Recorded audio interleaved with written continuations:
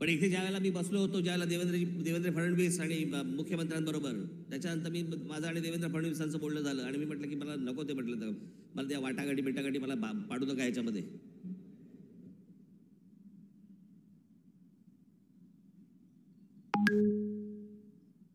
मी म्हटलं तुम्हाला मी आज सांगतो, म्हटलं त्या राज्यसभाही नको आणि ती विधान परिषदही नको.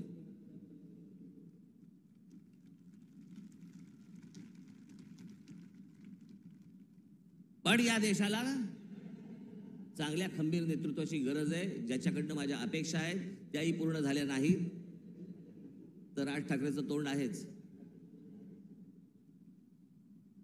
पण या पुढच्या काही भवितव्यासाठी म्हणून खंबीर नेतृत्वाची गरज असताना, म्हणून मी त्यांना सांगितलं मला काही अपेक्षा नाही आहेत.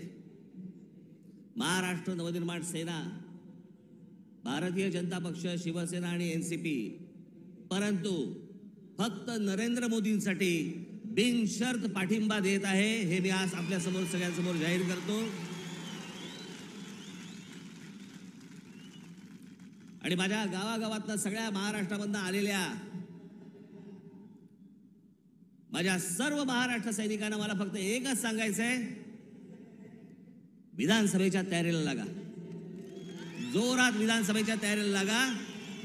पुढच्या गोष्टी पुढे आपण कसलाही विचार न करता आत्ता बांधणीचा विचार केला पाहिजे आपण. आणि त्याच्यासाठी म्हणून मी तुम्हाला महाराष्ट्रभर सगळ्या ठिकाणी भेटण्यासाठी लवकरच आपल्यासमोर येत आहे. आज जे काही मला मांडायचं होतं हे आपल्यासमोर आज मांडलेलं आहे. उद्या अजून जर समजा समोरच्यांची पकपक झाली तर अजून माझी दारं खिडक्या उघड्या करायला तोंडाच्या मी मोकळा आहे. आपण निश्चिंत राहा, जिथून आलेला आहात तिथून व्यवस्थित जा. जाताना आपण व्यवस्थित गाडीने ज्या आलेला आहात गाड्या नीट सांभाळून चालवा. घरचे लोक आपली वाट पाहत असतील. पुन्हा एकदा मी आपल्याला सर्वांना मी गुढीपाडव्याच्या Subscribe now and press the bell icon. Never miss an update.